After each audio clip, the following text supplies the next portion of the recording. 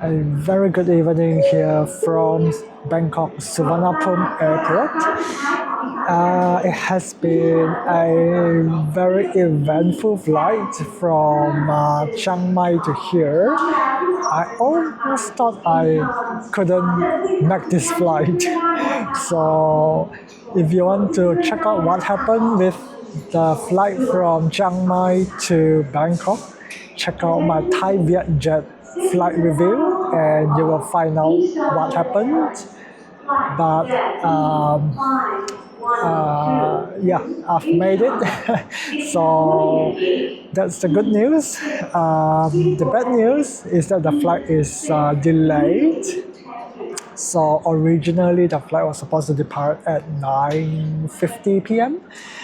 Now it's going to be departing at 11:45 or 11:50, something like that.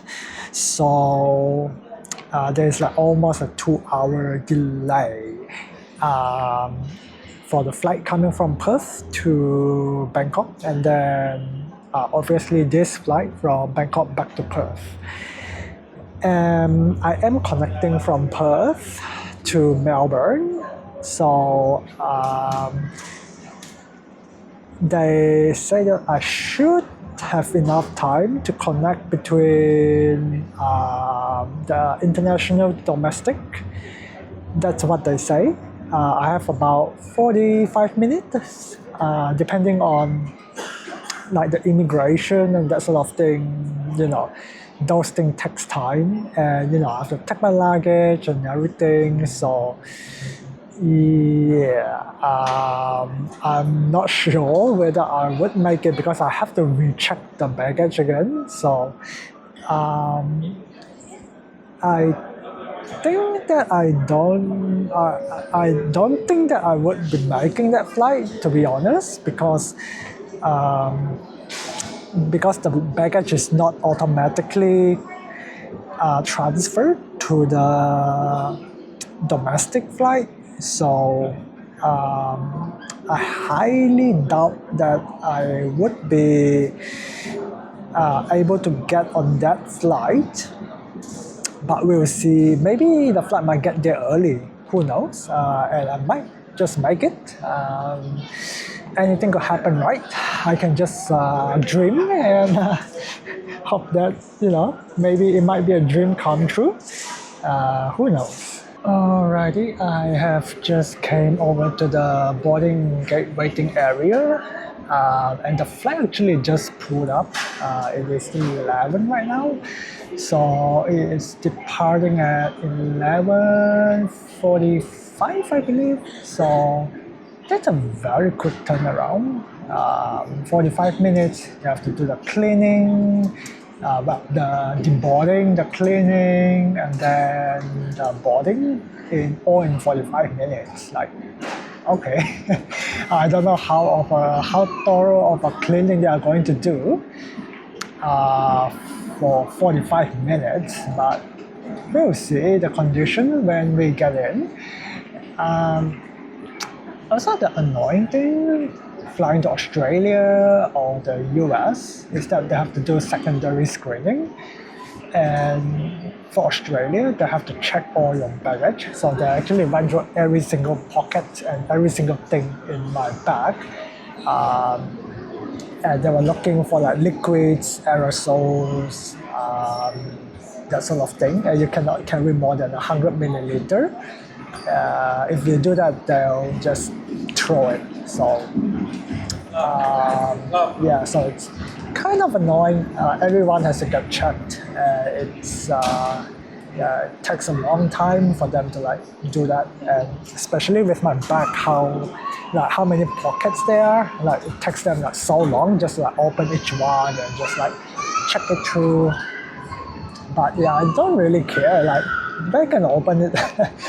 they can do whatever they want. They can take their time to check through it. But I can see how annoying it is for the staff to have to open every single zip in my bag. that's the reason why I bought this bag, because there's so many zips and you can just store things separately. That's one of the reasons I got this bag. But yeah, it's a nightmare for them to have to inspect a bag like this. But yeah, apparently boarding is supposed to be starting in like 10 minutes. I can sort of still see some movement. I think people are still getting off the plane, so I doubt that we are going to be boarding anytime soon. Maybe in like 10-15 minutes, I mean, if they are like quick. But yeah, definitely I would say that unlikely they are going to be able to start boarding at 1:15.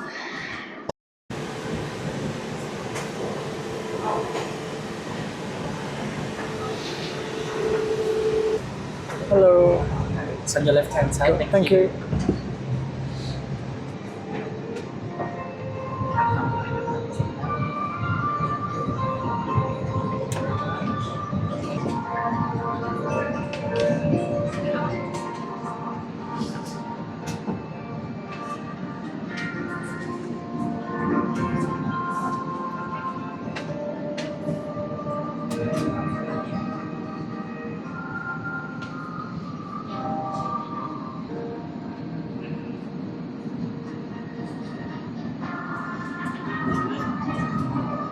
Hello and welcome on board the Jetstar Airbus A321neo.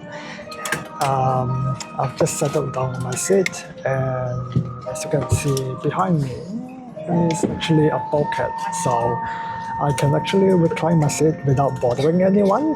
That's the reason I chose this seat. Oh, that guy almost crashed my camera. Yeah, so let's have a quick look at the seat. It's a very new seat design, so everything is kind of like minimalist, or well, not minimalist, but kind of like very thin padding, and everything is kind of concise. Firstly, we have like a reading material pocket up here. Then we have got some sort of a latch. I'm not too sure what they are for. And then we have got some sort of like storage for like the drink, and maybe like for your tablet over here. And then we got a charger. And then obviously the tray table. Oh, it's really dirty. They definitely didn't clean it. And then we got the seat pocket over here as well. And the legroom situation is okay. I mean, I can fit like 3 fingers over here, so it's not too bad. And as you can see, I'm trying to get myself really comfortable for the flight. So I've got my neck pillow, and I've got my Jetstar blanket as well. Got that when I was flying from Narita to Cairns. And yeah, I got really cold, so I bought it on in flight. I can't remember how much, but yeah, they did sell the blanket. And what else? We do have individual air vents and reading lounge. So that's good for someone who wants a lot of air. Even though I find that most flights it gets a little bit cold, so I don't really need that much air. Actually prefer heater if they have one. Yeah, and as you can see, I've got 2 windows for myself, one over here, one over here. But for the next flight, if I can make it, I've booked for the seat on row 28. This is 27, because there's But I didn't know that there's a wall there. But I mean, if there's no wall, then I could have just, walked out easily. But anyway, I mean, it is what it is. I don't even think I'll make that flight because we are supposed to be departing at 11:45. Now it's almost midnight and we are still boarding. So I highly doubt that I'll be able to make the flight from Perth to Melbourne. So they might actually book me on a Qantas flight, but we'll see when we get on the ground what the solution is. In terms of the reclining, I will try to show you as best as I can because that guy's arm is it's kind of blocking the button, so I'll probably show you a little bit later during the flight. But yeah, I mean, again, low-cost airline, there's not really a lot of things that I can show you. I mean, it's pretty much like more or less the same, other than, well, the wall here is very black. I don't know what they did to it, but yeah, I don't think I'm going to be leaning on that wall because it doesn't look very clean. But yeah, other than that, they do have an onboard menu over here, and I'll be checking that out because I do have a $15 voucher, and I didn't pre-book a meal because I didn't know what I want. And yeah, I've eaten something at the airport, so I am not that hungry. So yeah, I mean, I might get like a light snack or something, I'm not sure. Just depending on my mood. I might get something a little bit heavier, but yeah, I'm not quite sure. I'll see what they have on the menu. Yeah, let's have a look. So yeah, basically this is like the international menu, right? It's not that extensive. That's what I had for the flight coming over here. It's not great. What else did I have?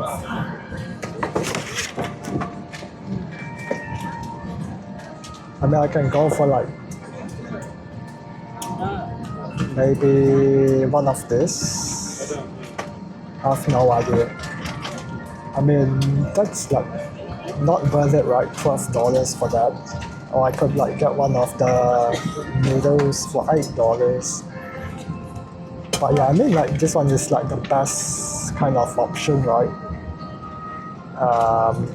But yeah, it's a shame that it doesn't taste really that good.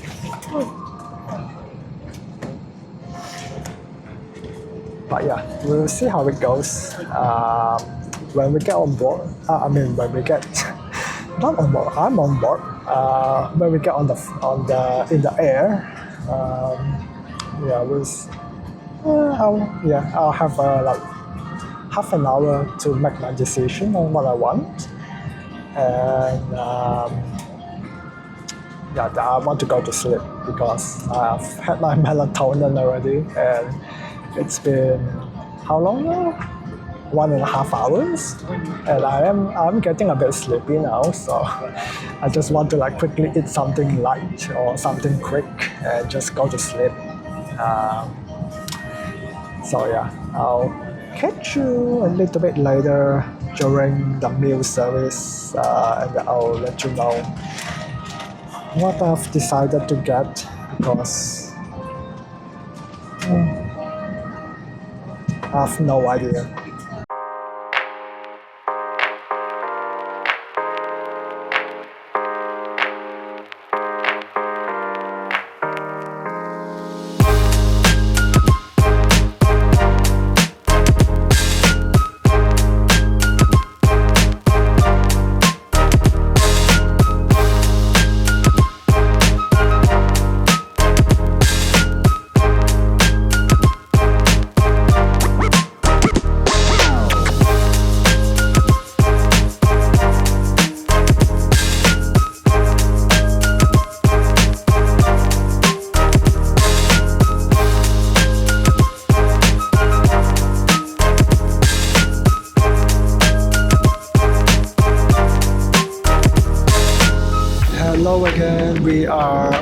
an hour into the flight because I didn't pre-order anything and I got like a voucher.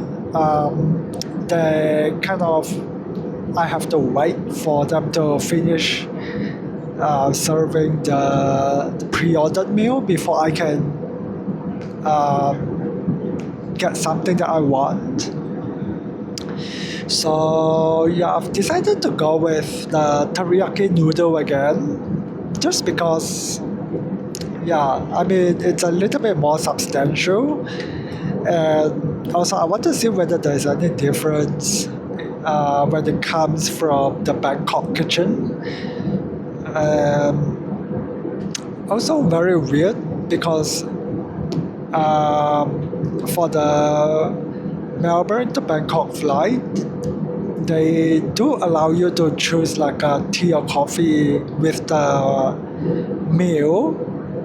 But for this flight, they say I have to pay $5 for it, but I can get water for free. So that's like super weird. I don't know whether like if you pre-order, maybe it's included, but if you do not pre-order, then it's not included. I'm not sure if that's how it works, but anyway, I'm gonna dig in and after that I'm gonna go to try to get some nap because I am like really tired. It is like 1:40 a.m. right now, so yeah, it is really late. So I'm gonna dig in and hopefully this is going to be slightly better than the one coming from Australia.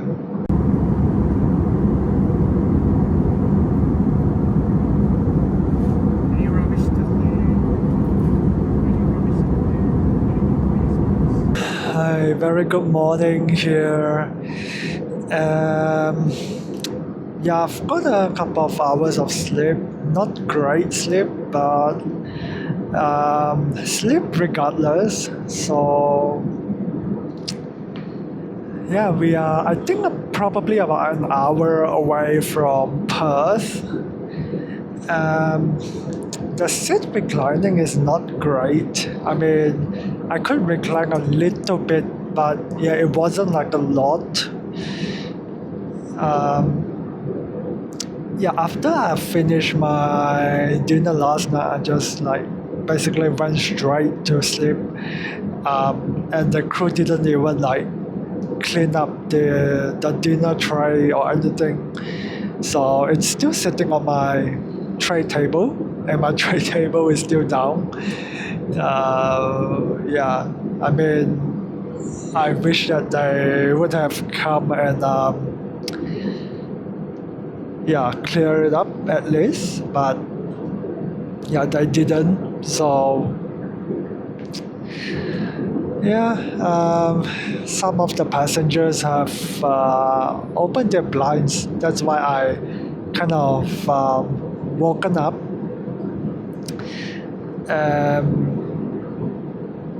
I mean, there's not too much to say right now, since I've basically slept after dinner, and there's not too much development. So I'll probably talk to you when I'm in the ground,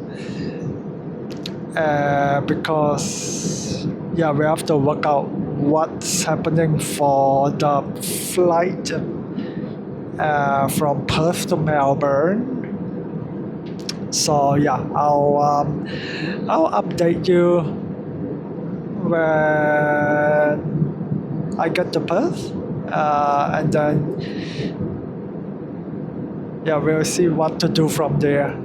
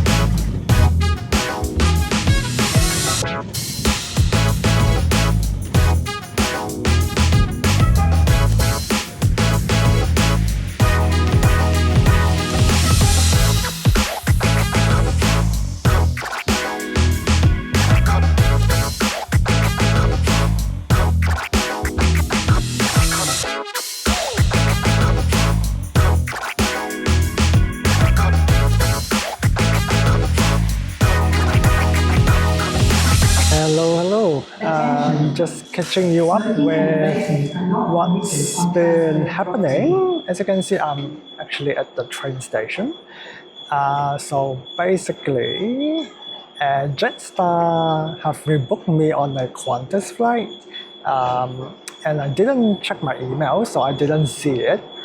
I tried to go to the counter, and there was no one at the counter. So I called them at the call center, and they're like, "You are on a Qantas flight." I'm like, "What?" I'm like, "No one told me that." And I checked my email, and yeah, there it was. They sent it to me at like 8:30, I think, and my flight arrived at like 8. So so they booked me on a 4:20 flight to Melbourne, arriving at 11 p.m., which is not ideal because it's really late. By the time I get back, it will be like over midnight. I tried to get like an earlier flight, but yeah, they say that it's not possible. So yeah, I'm heading to the city. Since I've got a couple of hours to kill, that's my train. I'm going to have a look at Perth, see what the city is like. I mean, I've never been here. I was supposed to come here many years ago, but yeah, I didn't end up coming. So let's go do a little bit of exploring.